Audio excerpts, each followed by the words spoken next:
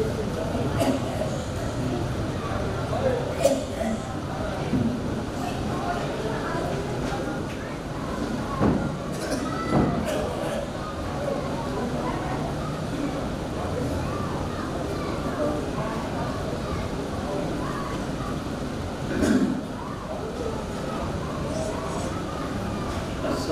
علیکم ورحمۃ اللہ وبرکاتہ. وعلیکم السلام. كما صليت على إبراهيم وعلى آل إبراهيم إنك حميد مجيد.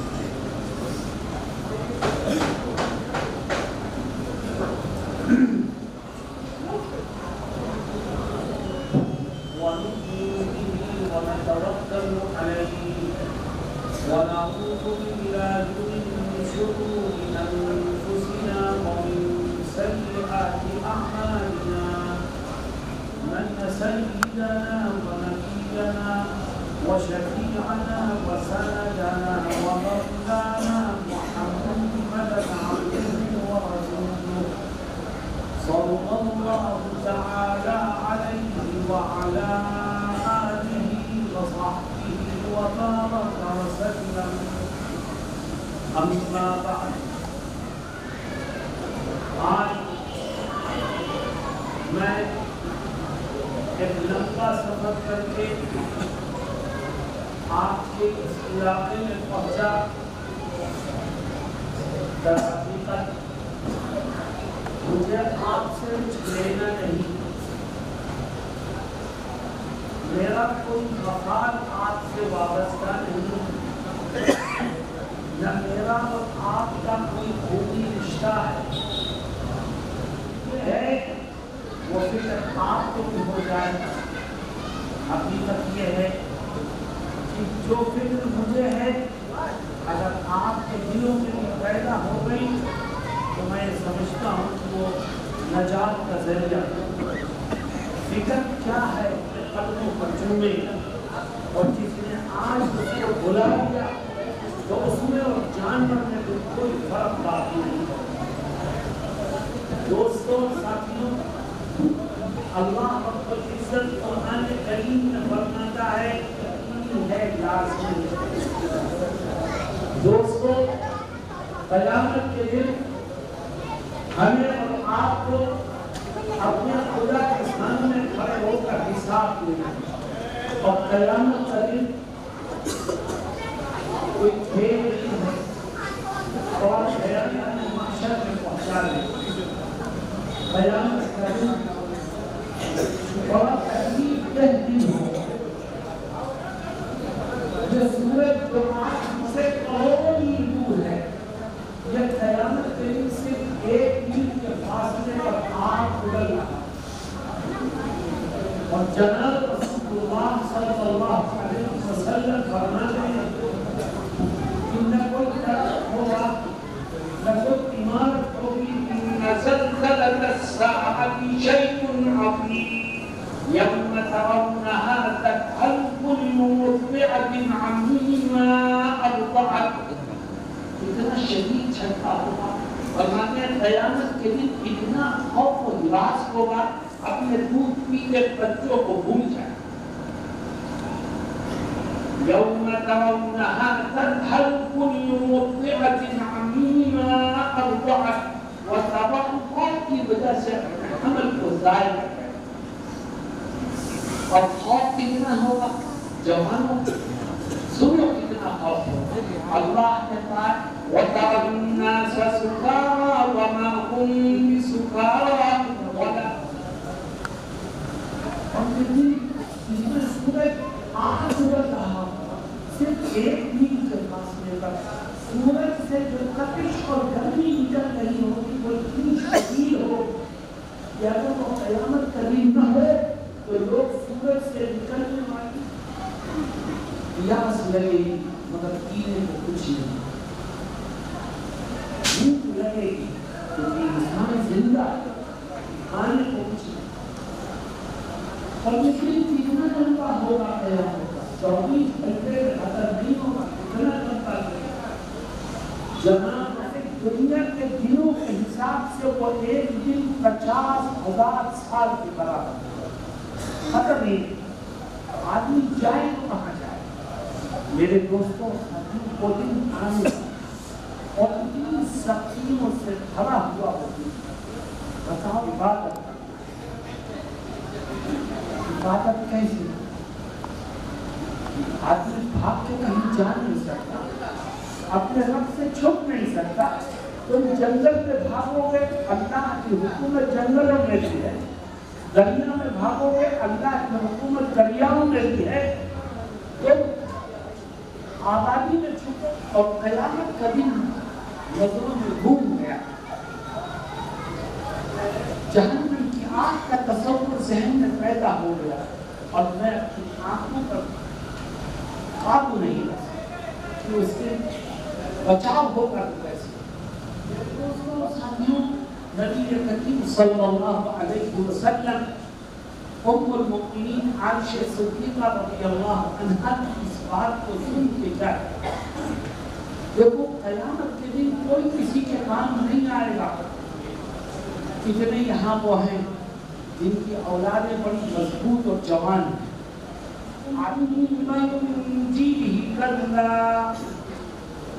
مجرم کے لیے جب سزا کا اعلان ہوگا تو وہ کیا کہے گا؟ اے خدا مجھے جہنم سے بچا دے اور میرے بدلے میں میری اولاد کو جہنم سے، اے خدا مجھے جہنم جی۔ میرے دوستوں اور ساتھیوں، ام المؤمنین کہتی ہیں قیامت کے دن کون کس کے کام آئے؟ وہ دن مجھے یاد آ گیا تو میری آنکھوں سے آنسو جائے۔ مسلمانوں، تم بڑی تعداد میں یہاں بیٹھے ہو، تم اپنے دل سے پوچھو مسلمانوں وہ تین موقع کیا ہیں؟ میں ایک ایک کر کے ان کو ذکر کروں، لیکن میری ایک شرط، اور شرط یہ ہے کہ اس بات کا عہد کرو مسجد میں بیٹھے ہو کہ ہم جو سنیں گے انشاءاللہ اس پر عمل کی کوشش۔ وہ تین موقع جس میں کوئی کسی کا ذہن میں نہیں آئے گا۔ فکر کیا ہو؟ فکر یہ ہو کہ کاش میری نیکیوں کا وزن بڑھ، کاش میرے گناہوں کا وزن گھٹ جائے۔ کیوں؟ اللہ کیا کہتا ہے؟ وَأَمَّا مَن ثَقُلَتْ مَوَازِينُهُ فَهُوَ فِي عِيشَةٍ رَاضِيَةٍ۔ اور وزن کے بڑھنے سے ترازو کا پلڑا جھکے گا، تو جیسے ہی ترازو کا پلڑا تیری نیکی کے وزن سے ادھر جھکے گا، ادھر آٹومیٹکلی تیرے لیے جنت کے دروازے وزن میں اضافہ ہو جائے۔ لیکن میرے دوستوں، میدان محشر میں اس خواہش سے آپ کو کوئی فائدہ نہیں۔ میں آپ سے سوال کرتا ہوں، یہ بتاؤ مجھے کہ میدان محشر میں اپنی نیکیوں کے وزن کو بڑھانا چاہتے ہو کہ نہیں؟ بولو بھائی، بڑھانا چاہتے ہو تو اس کے لیے تیار۔ اگر یہ دو کام کیے، اللہ تمہاری نیکیوں کے وزن کو بڑھا۔ ابھی ہم نے نماز پڑھی، رمضان میں ہم روزہ رکھتے، ہم میں سے بہت سے لوگوں نے حج کیا، حج بھی کر رکھتے ہیں، تو روزہ بھی رکھتا ہے، نمازیں بھی پڑھتا ہے، تو ہوگا کیا کل؟ جن جن کا تم نے حق مارا ہے، خدا تیری نیکیوں کو ان کے درمیان تقسیم ہے۔ جب دامن تو پھر خالی ہوتا ہے، لیکن نیکی کا تجھے کچھ فائدہ ہے۔ میرے دوستوں، اپنی نیکیوں سے فائدہ اٹھانا چاہتے ہو اور اس کے وزن کو بڑھانا چاہتے ہو تو طے کرو، جب بھی کسی کا کوئی حق میری طرف نکلے گا، ایک ایک پیسے کا حساب کر کے اس کو ادا کر دیا۔ اور یاد رکھو، جس کا نامہ اعمال سیدھے ہاتھ نہیں گیا اس کا بیڑا پار، اور جس کا نامہ اعمال الٹے ہاتھ ملا اس کو بربادی اور تباہی سے کھول دی۔ کسی اور کا تصور ذہن میں نہیں آئے گا، ہر ایک کو اپنی فکر ہوگی کہ کسی طرح میرا نام اعمال سیدھے ہاتھ۔ لیکن میرے دوستوں، اس دن کی فکر ہم میں سے کسی کو کوئی فائدہ نہیں۔ میں آپ سے پوچھتا ہوں، جوانوں سنو غور سے، اور جتنے لوگ بیٹھے ہیں اپنے دل و دماغ میں بٹھائیں، وہ ایک کام کیا ہے؟ وہ یہ ہے کہ جب بھی کوئی کام کرو دنیا میں تو یہ سوچ کے کرو کہ آج جو کچھ میں کر رہا ہوں کل مجھ کو اس کا حساب دینا ہے. حساب کا یقین دل میں اور آخرت کی پکڑ کو بھول جائے تو یاد رکھو وہ جانور نہیں، وہ جانور سے بھی بدتر ہے. جوانوں، جب تم اپنی آنکھوں سے کوئی چیز دیکھو تو یہ سوچ کے دیکھو کل اس کا حساب دینا پڑے. جب کانوں سے کچھ سنو تو یہ سوچ کے سنو کل اس کا حساب دینا پڑے. جب ہاتھ سے کسی چیز کو پکڑو تو یہ سوچ کے پکڑو کل اس کا حساب دینا پڑے. جب پیٹ میں کوئی لقمہ ڈالو تو یہ سوچ کے ڈالو کل اس کا حساب دینا پڑے گا. اگر حساب کا یقین ہو، مجھے کوئی دیکھے یا نہ دیکھے، سب تک پردوں کے پیچھے بھی تیرا رب تجھ کو دے گا. بتا اپنے رب کو کیسے بتا. اگر حساب کا یقین تیرے دل میں ہوگا تو آنکھوں کو گناہوں سے بچائے، اپنے کانوں کو گناہوں سے بچائے، اپنی زبان کو غلط باتوں سے بچائے، اپنے ہاتھ اور پیر کو غلط چیزوں کو پکڑنے اور غلط جگہوں پر ملتا ہے. لیکن ایک جملہ آگے اور کہے گا، مسلمانوں اس جملے پر غور کرو، خدا نقل کرتا ہے ہماری اور آپ کو راہ دکھانے سے.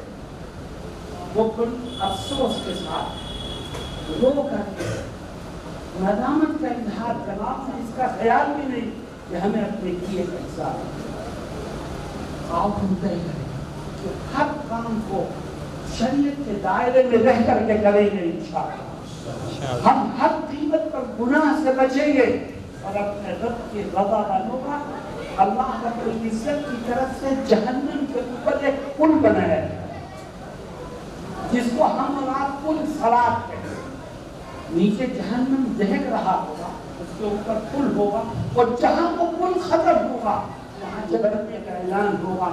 ہر ایک کا دماغ صرف اور صرف اپنی فکر سے بھر جائے گا اور دوسرے کا تصور بھی اس کے ذہن میں. اس لیے کہ نیچے جہنم دہک رہی ہے. اب جناب رسول اللہ صلی اللہ علیہ وسلم فرماتے ہیں پل صراط جہنم کے اوپر ایک پل ہے. صحیح سالم گزرنے کا حق اسی کو دیا جائے گا جو دنیا سے جاتے وقت اپنے ایمان کو صحیح سالم لے جانے میں کامیاب ہو. جس کا ایمان سالم نہیں، جس کا ایمان محفوظ نہیں، جس کا ایمان ناقص ہو گیا، پل صراط پر سے گزرنے کا اسے موقع نہیں دیا جائے. جس کا ایمان ناقص ہو گیا اس کو مسلمان کیا کہے گا؟ مسلمان کہے گا میرے ساتھ چپکنے کی ضرورت نہیں، پیچھے جاؤ میدان محشر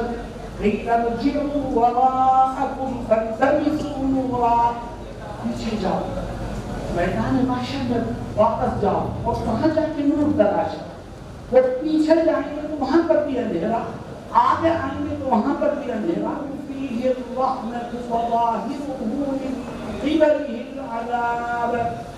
اللہ کہتا ہے اب جب وہ واپس آئیں گے تو میں کوئی صراط پر ایک دیوار اور اس دیوار میں ایک دروازے کے اندر جنت کی نعمتیں، خدا کی رحمتیں. من کن فیہ کان منافقا خالصا.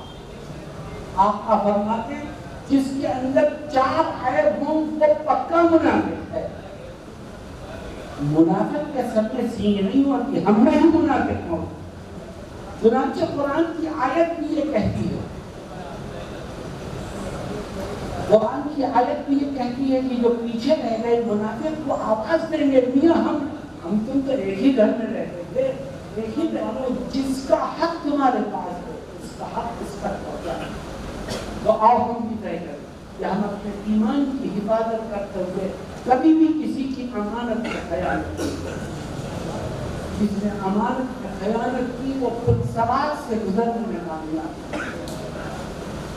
منافق ہے وہ خود صراط سے گزرنے میں کامیاب نہیں. بتاؤ ہم میں وعدہ خلاف موجود ہے کہ نہیں؟ بولو بھائی، توبہ کرو اور اللہ سے عہد کرو کہ اے خدا آئندہ میں کبھی وعدہ خلافی نہیں. یہ تو منافق کی علامت ہے. وعدہ خلافی کرتے کرتے تم مرا تو تم اپنے ایمان کو صحیح سالم لے جانے میں کامیاب نہیں. کان منافقا خالصا، یہ پکا منافق ہے. کرے صرف ایک جلسے کو کافی نہ سمجھا جائے، ہر محلے میں، محلے کے ہر مسجد میں اس طرح کے جلسے ہوں تاکہ مسلمانوں کو مذہبی طور پر مضبوط کیا جائے اور ان کی آخرت کو سنوارنے کی فکر۔ اسی طرح اگر آپ کے علاقے میں مبتلا ہے اور اس کو ٹارگٹ بنا کر کے، نشانہ بنا کر کے اس کے ساتھ بھید بھاؤ کیا جا رہا ہے، مسلمانوں کی حمایت کے لیے میں کہتا ہوں ہر مظلوم کی حمایت کے لیے وہ مظلوم مسلمان ہو اس کی بھی مدد کرو، دلت ہو اس کو بھی مدد کرو، سکھ ہو اس کی بھی مدد کرو، اور اگر ہندو طبقے کا آدمی ہے تو اپنوں کی بھی مدد کرو۔ میں انسانیت کی بنیاد پر ایک دوسرے کے کام آنے کی کوشش کرو، یہی ہمارا دین دھرم ہم کو سکھاتا ہے، اور یہی ایک چیز ہے جس کے ذریعے دیش میں امن و امان کو پروان چڑھایا جا سکتا ہے۔ جو لوگ مشہور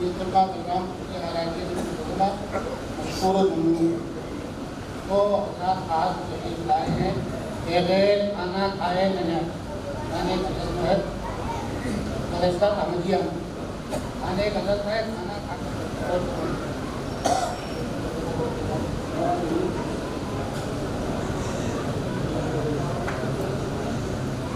شخصیت جو اس وقت ہمارے سامنے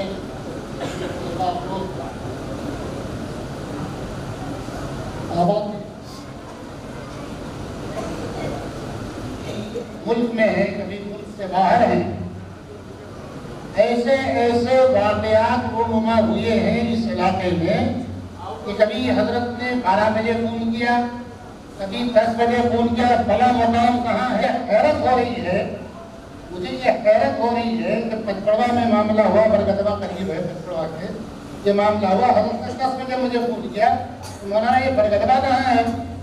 میں نے مجھے سمجھ میں آیا کہ برگدوا تو یہ کہ ہمارے گاؤں کے قریب بھی ایک برگدوا ہے، اس برگدوا میں حضرت کی فوری کوشش اور خاطر خواہ اس کا نتیجہ نکلا۔ اسی طرح سے ابھی حال میں واقعات تو بہت ہیں، ابھی حال میں کرنیل گنج میں، ہرگوپور میں ابھی حال میں ایک معاملہ ہوا۔ اس معاملے کے تعلق سے حضرت اس وقت فلائٹ آنے والی تھی، سوار ہونے والے تھے، بتایا کہ حضرت ایسا کا معاملہ بڑی زیادتی کر رہی ہے اور ایک طرفہ کارروائی کر رہی ہے۔ فوراً حضرت نے حرکت فرمائی اور اس حرکت کے نتیجے میں مجھے حیرت ہوئی کہ ایک اخبار والے نے مجھے فون کیا کہ پولیس والے ٹھنڈا کس سے ہو گئے اور گرفتاری ہو گئے۔ وہاں مولانا ضیاء الرحمان یہاں موجود ہوں گے، ان سے میں نے مولانا ضیاء الرحمان سے کہا کہ آپ فوراً وہاں جائیں اور تمام دیگر مسائل تشریف لائے ہیں۔ آپ جمعیت نسبت ہیں اتر پردیش کے، آپ حضرات کی درخواست ہے کہ جمعیت کو پورے گاؤں میں، شہر میں ایک دم پھیلا دیجیے، ہر آدمی کی بارے میں دیکھ کیجیے، ان کے حالات معلوم کیجیے، کیسے آپ کر سکتے ہیں خود کریں، اور جمعیت کا پروگرام جو ہے بار کریں۔ آپ جمعیت کے ممبر بنے، بڑی تعداد میں ہر آدمی کو بنائیے، کوئی یہاں یہ کسی فرقہ کی بات نہیں ہوتی ہے، ہر مسلمان ہر محلوں میں جا کر، شہروں میں جا کر، دیہاتوں میں جا کر ان کو ممبر سازی جو فارم آئے اس میں ان کو شامل کیجیے، ان کو ممبر بنائیے، اور جمعیت کے کاج سے ان کو کہنے میں ہمارا مدرسہ ہے پورے شہر میں، یہاں شہر بدلاؤ میں کتنے مدرسے ہو گئے، کتنی مسجدیں ہو گئی، ہم بھی کوشش کریں کہ مدرسے ہوں اور مکاتب ہوں، اس کے اطلاعات بھی چھائے جائیں۔ اس وقت اطلاعات کی لہر چل رہی ہے، آپ دیکھ رہے ہیں لوگوں کو کھلے طور پر مسلمانوں کو اللهم لك الحمد كله ولك الشكر كله، اللهم لا نحصي ثناء عليك أنت كما أثنيت على نفسك، ربنا آتنا في الدنيا حسنة وقنا عذاب القبر وقنا عذاب الحشر، اللهم إنك عفو كريم تحب العفو فاعف عنا، اے اللہ تو بڑا رحیم ہے، تو بڑا کریم ہے، تو بڑا معاف کرنے والا ہے۔ اے اللہ ہم نے برائے مجرم گناہ کیے، ہم نے راتوں کے اندھیرے میں گناہ کیے، ہم نے گھروں سے باہر گناہ کیے، ہم نے گھروں کے اندر گناہ کیے۔ اے اللہ تو ہم سے زیادہ ہمارے گناہ سچے دل سے توبہ کرے۔ اے اللہ تو ہماری توبہ کو قبول کرنا، ہمارے گناہوں کو معاف کرنا۔ اے اللہ میدان محشر کی ذلتوں سے ہماری حفاظت کرنا۔ اے رب جب اعمال کا وزن ہونے لگے تو ہماری نیکیوں کے وزن کو بڑھا دیجیے۔ اے ہماری نیکیوں کے وزن کو بڑھا دیجیے۔ اے اللہ ہمیں خلوص اور للہیت سے نیکیوں کو انجام دینے کی توفیق عطا فرما۔ اے اللہ ہمیں حق تک، اے اللہ ہمارے اور ہمارے آبا و اجداد کے اور آنے والی نسلوں کے نام اعمال سیدھے ہاتھ میں عطا فرما۔ اے اللہ ان کے ہاتھ میں نام اعمال سے ہماری حفاظت